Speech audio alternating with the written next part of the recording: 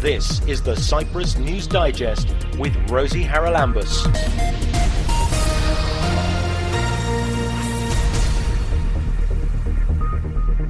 Coming up this week, our Education Minister promises reforms and the introduction of critical thinking in our schools. Not just reading the book and continuing with the old-fashioned way, delivering the curricula. So all these changes in the curricula are accompanied with changes in the classroom. The fire service is gearing up for the fire season.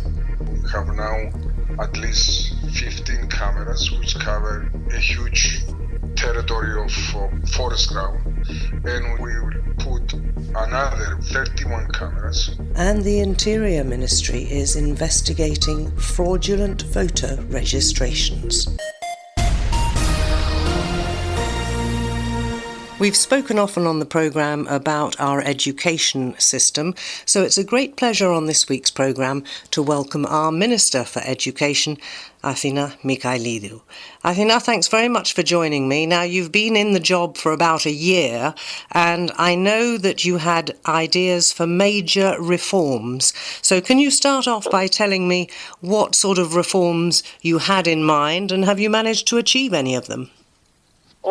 Thank you so much for this invitation and this opportunity to talk about the reforms.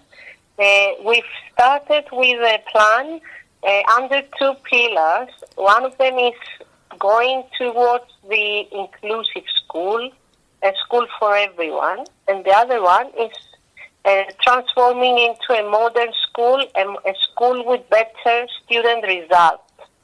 So our mission, our aims are towards those two main pillars.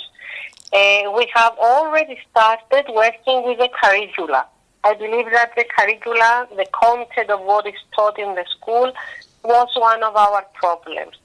We couldn't focus on skills and competences because our curricula were focused on only syllabus, and this was not synchronized with the new needs of the society.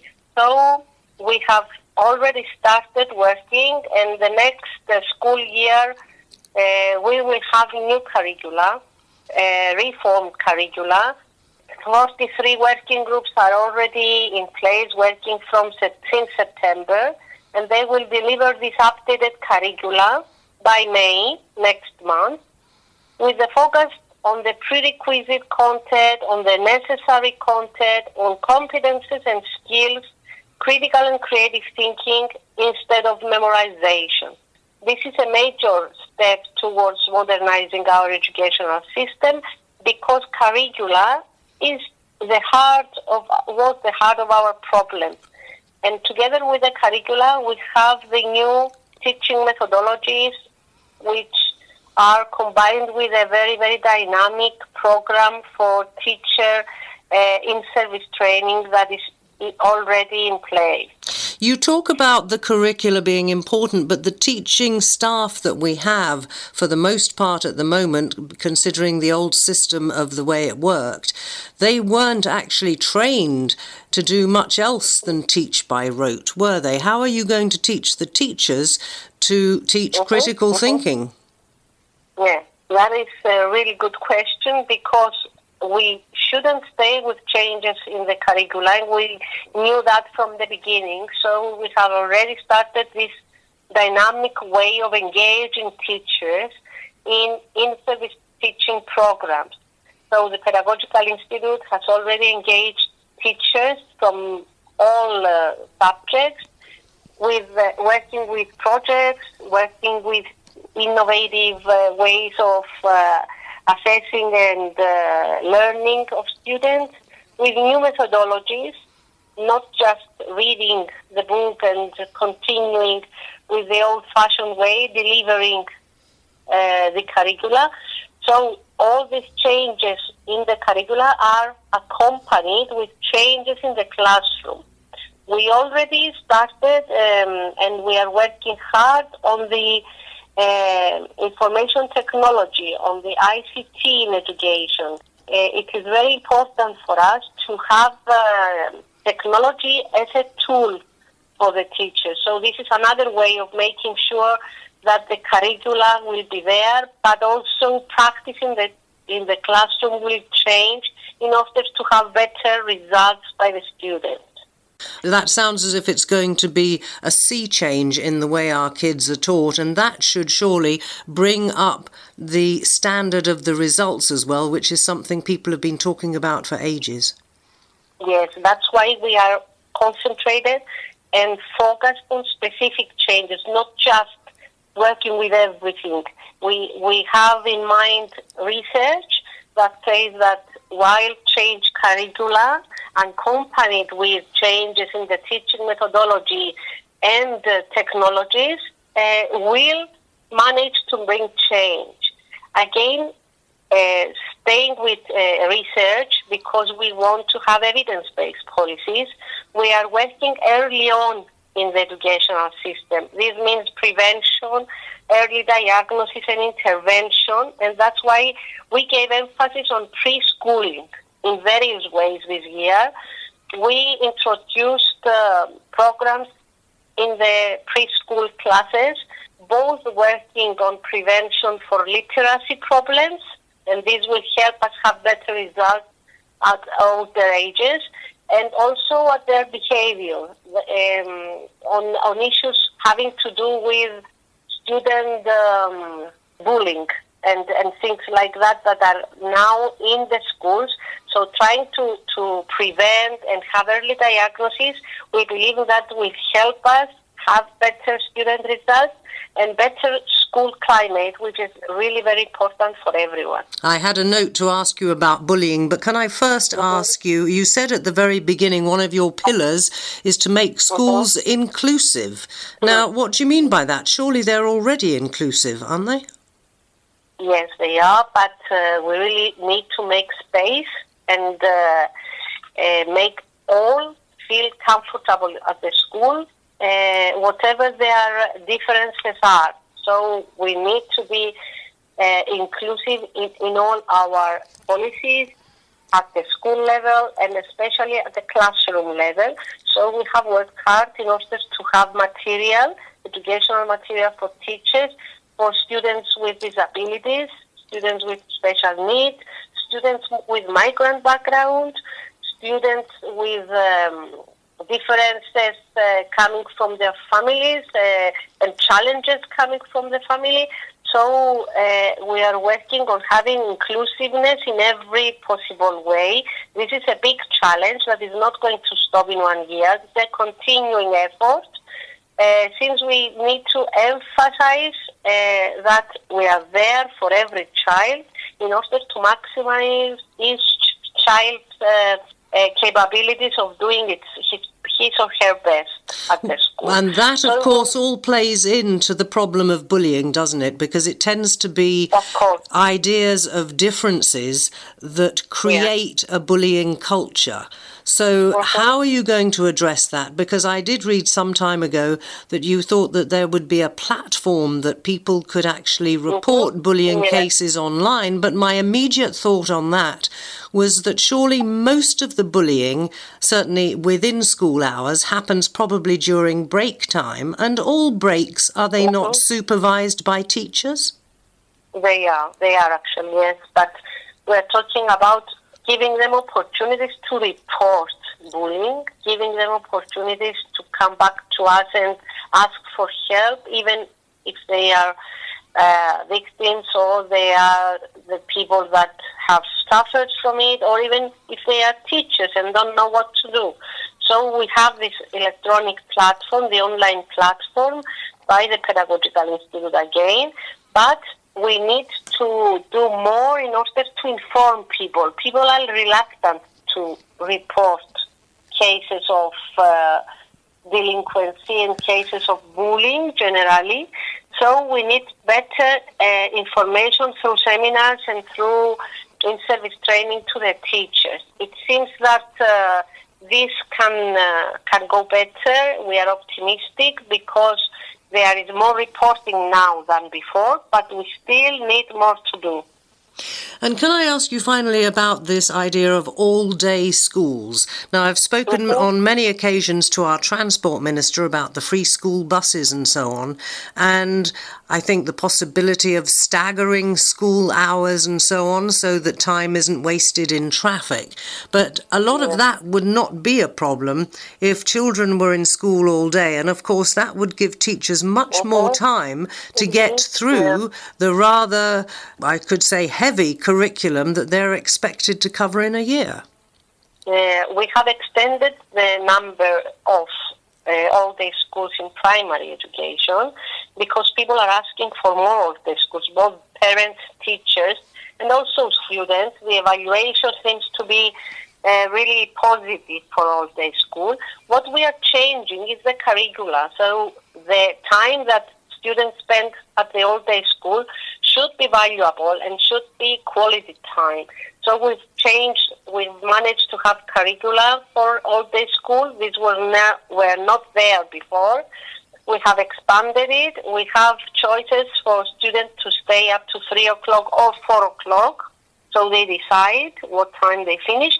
We totally agree that this will help generally society with all the problems that we have.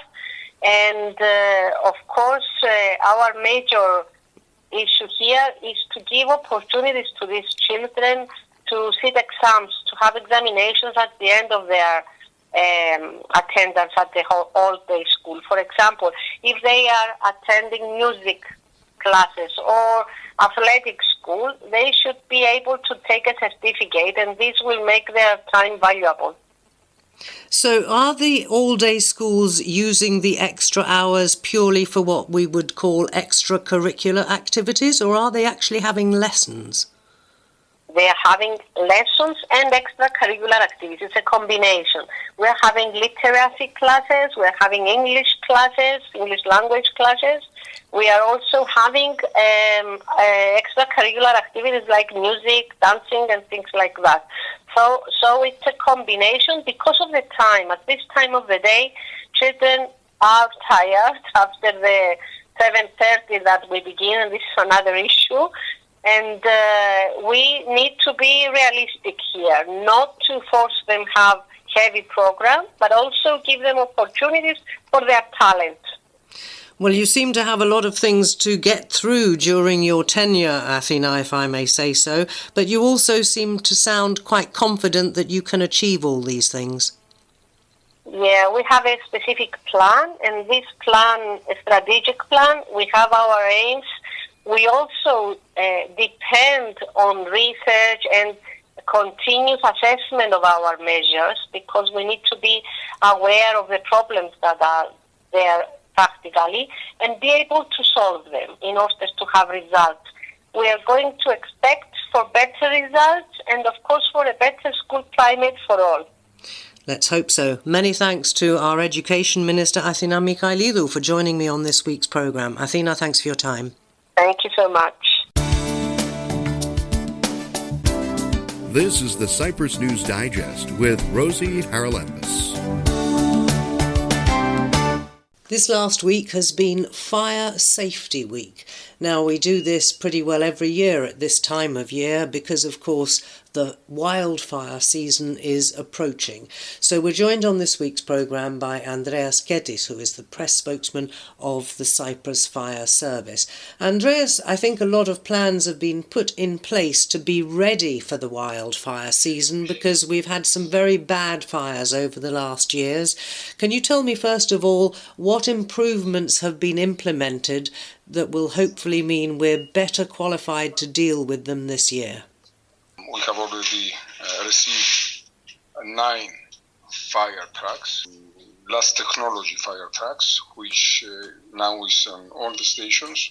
And this fire has to cover the rural fires and also the forest fires. But nevertheless, we can assist us in urban fires also. Moreover, we have the fire stations in urban areas, which now cover from personnel and patrols also, and we are in touch with all the other public services which dealing with the extinguishing of urban forest fire. in order to be coordinated and cooperate in any matter of fire. Now, I think that there are some quite modern technological systems that have been installed to help with the management of fire. Can you tell us what those are? Yes, we have to follow the technology because we all understand that the thing changes. Imagine that in the small Cyprus Fire Service, at the same time could respond in one district area in forest fire with aerial means, and in other district area perhaps we have to respond for floods and rescue people from floods. So the things are changing. We have to follow the technology. What I can say is that we follow the technology. We have systems now that they search for fires, they analyze fires, and at the same time they inform us either to respond or not. Also, we have the aerial means patrolling most of the times that is most of the dangers more, and we take all the appropriate measures. We have real time and real at the same time we can see what happens in the action place. So we follow the technology and we try to be updated in case of any fire that we could find, either it's wildfire or forest fire or rural fire. I think that you've also managed to increase the number of firefighters, 259, I think, the number I read in the press. How easy is it to train new recruits to be ready in time? Because, of course, the fire season is not far away. It is not so easy because it's recruitment procedures which last many months in order to proceed with the recruitment.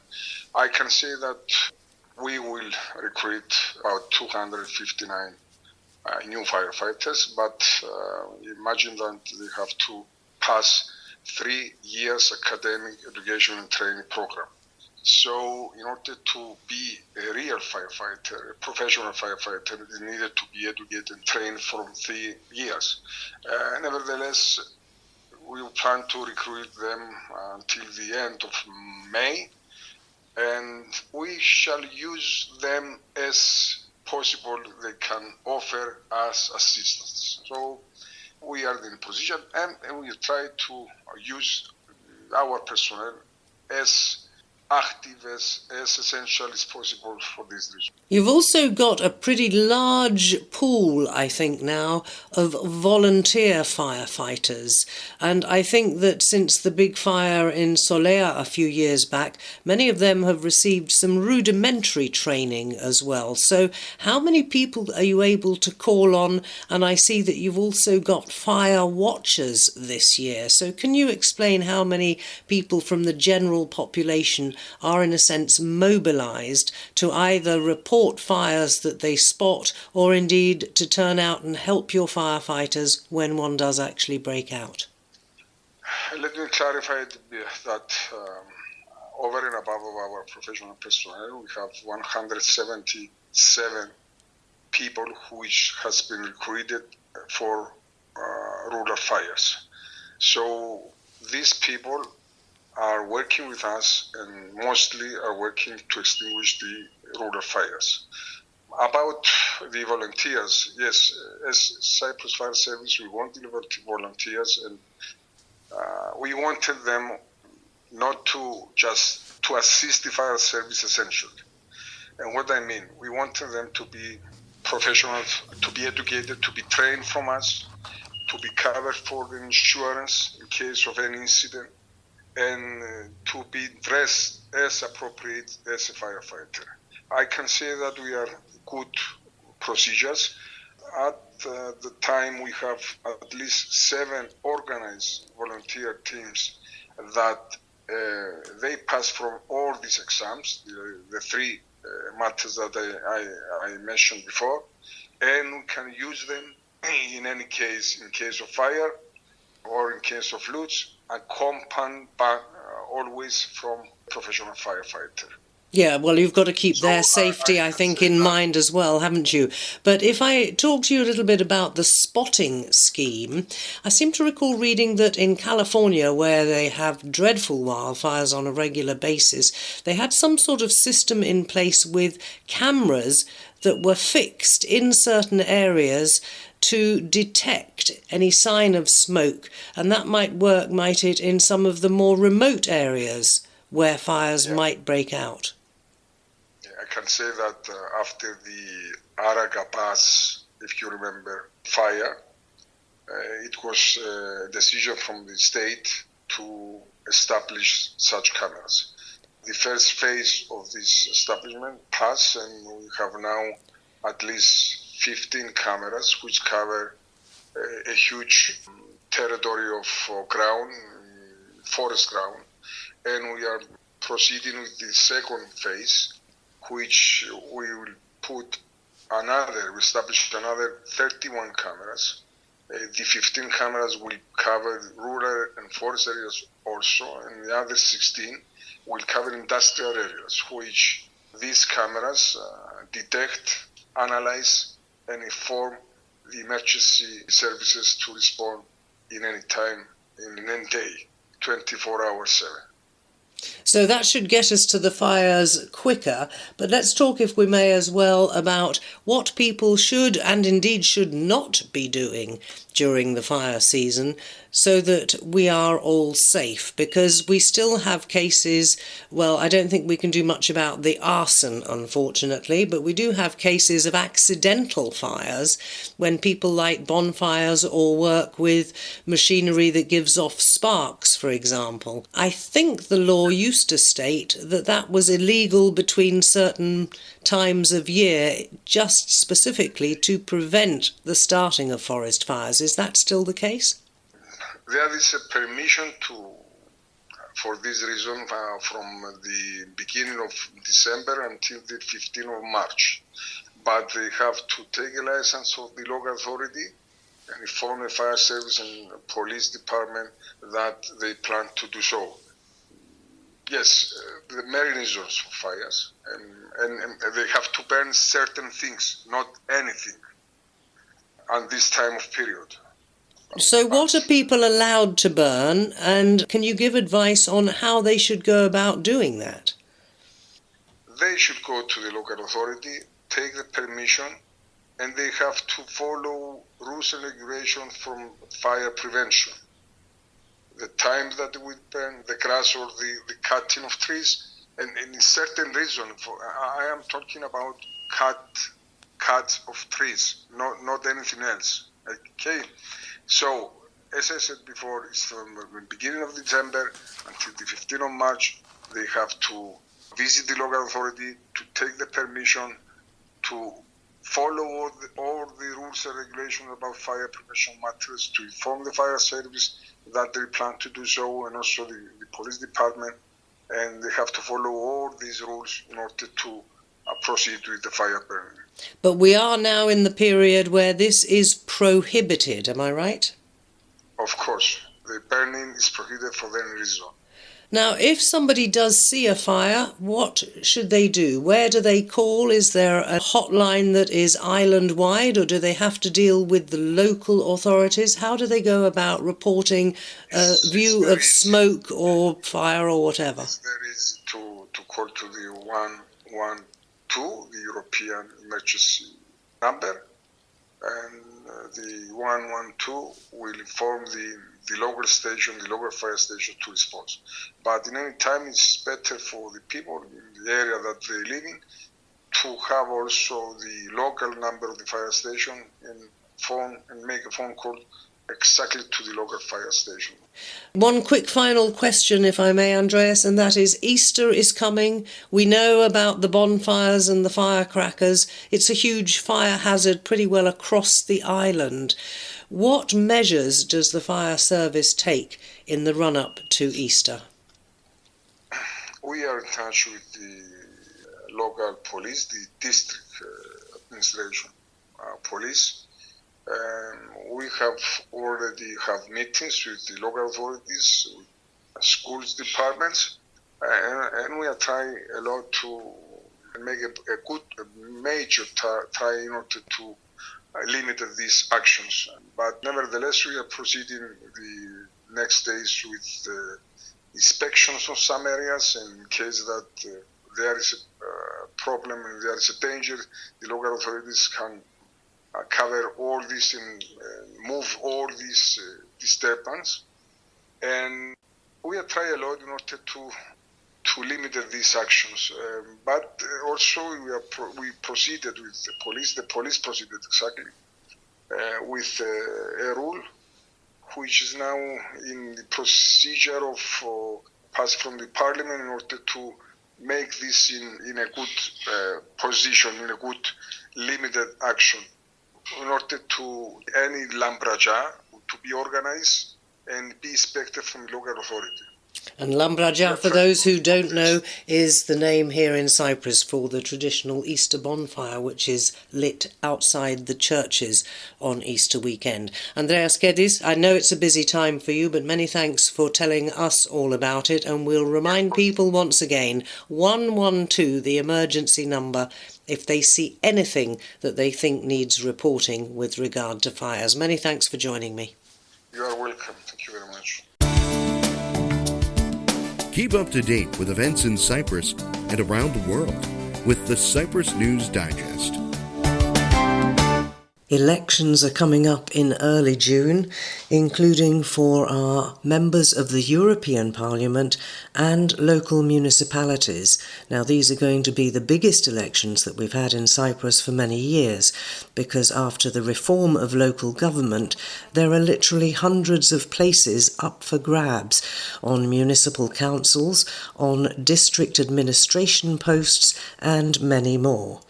And worrying news surfaced last week about objections being filed regarding the registration of voters for these elections.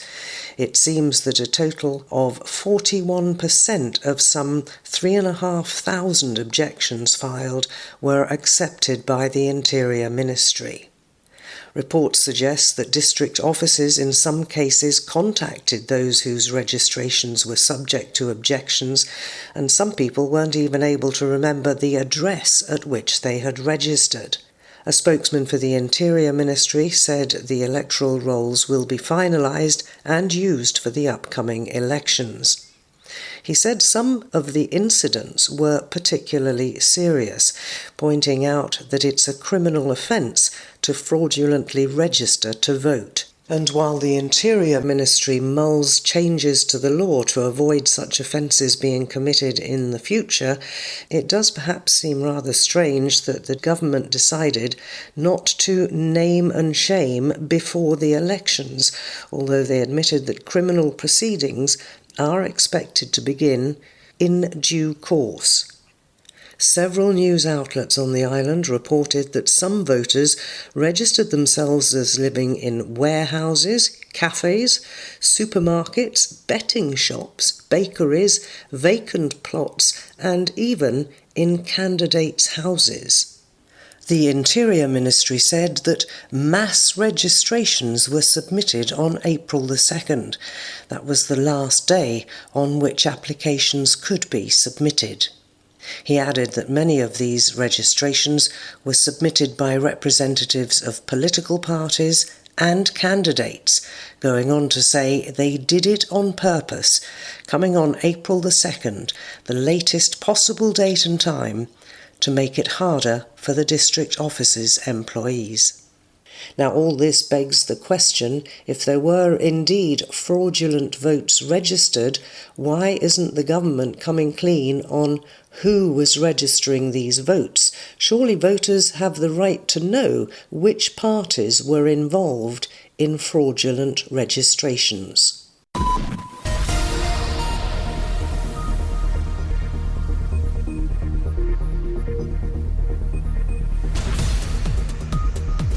Well, that about wraps up this edition of the Cyprus News Digest. Many thanks for your company. Hope you'll join me next week. Till we meet again, take care and God bless. Bye-bye now.